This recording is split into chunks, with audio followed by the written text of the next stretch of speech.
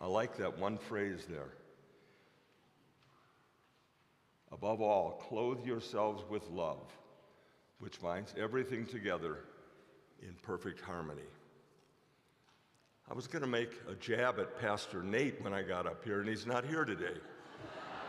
I was going to talk about those buffalo whoozamacallits. Anyway, go down Lake Erie a little west and you find Cleveland, Ohio. That's my boyhood home. And as a young person growing up in Cleveland, thinking about possibly becoming a pastor, which I did, I made a vow. And my vow was this, that having heard too many long, boring, old sermons delivered by senile, tottering pastors who were well past their prime, when I got that old, I wouldn't preach sermons. Luckily, today, it's called a reflection, not a sermon. So I think I can get away with it. I think my vow is intact. But I want to ask you to make a vow, building on what Justin shared with us. Would you make a vow to not put away Christmas, but to keep Christmas all year long? He wasn't born just for a day or even for his lifetime of 33 years. He was born for us for all eternity. God come into this world. Keep Christmas all year long. You know, we don't know what day Christmas occurred on. Random day is December 25th, but it could have been June 1st or August 15th or September 22nd, any of those days. We don't know when Christmas falls on our calendar. We don't. We know when Easter falls. It always falls on the same day. It does. Easter always falls on the first Sunday after the first full moon after the spring equinox. It's always the same day.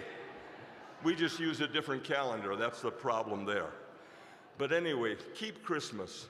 Keep that light, that peace, that joy, that love that are represented there on the altar. Keep that all year long, because God's grace comes all year long. And then God calls us to know that Jesus, with his gentle and lowly way of coming among us, calls us all year long to see him in the lonely and the forsaken and the hurting people all around us all year long, and to be Christ to them. Christ comes to us to minister to us, and then calls us to minister to others. I want to share with you a poem. It's a kind of extended poem, but I think it's good. It's called Martin the Cobbler. He's referred to as comrade or Conrad in the poem itself, but it's written by Tolstoy some years ago, and it's put to rhyme here. It happened one day near December's end. Two neighbors called on an old friend. They found his shop, so meager and lean, now made gay with 1,000 bows of green. Conrad was sitting with face ashine. He suddenly stopped as he stitched a twine. And he said, "Old friends, at dawn today, when the cock was crowing the night away, the Lord appeared in a dream to me. He said, 'I'm coming, your guest to be.' So my table is spread, the kettle is shined, and over the raster the holly is twined. Now I'll wait for my Lord to appear, and listen closely so I will hear his step as he nears my humble place, and I'll open the door and I'll look at his face." So his friends went home and left Conrad alone, for this was the happiest day he had known. Long since his family had passed away, and Conrad had spent many a sad Christmas day. So he listened with joy in his heart, and with every sound he would rise with a start. He would look for the Lord to be at his door, like the vision he had had a few hours before. He ran to the window after hearing a sound, but all he could see on the snow-covered ground was a shabby beggar whose shoes were torn, and all of his clothes were ragged and worn. But Conrad was touched, and he went to the door. He said, "You know, your feet must be frozen and sore. I have some shoes in my shop for you, and a coat that will keep you warmer, too." So with grateful heart, the man went away.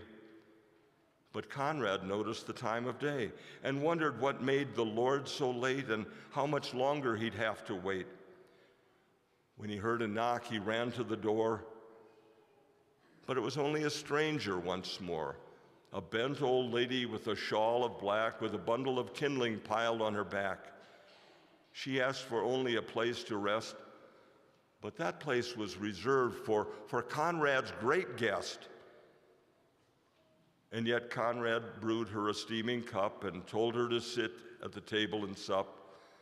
But after she left, he was filled with dismay, for he knew the hours were slipping away and the Lord hadn't come as he said he would.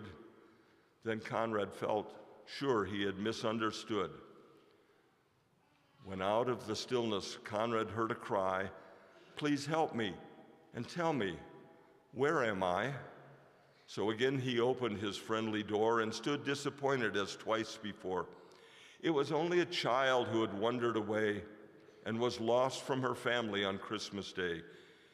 Yet Conrad's heart was heavy and sad, but he knew he should make the little girl glad.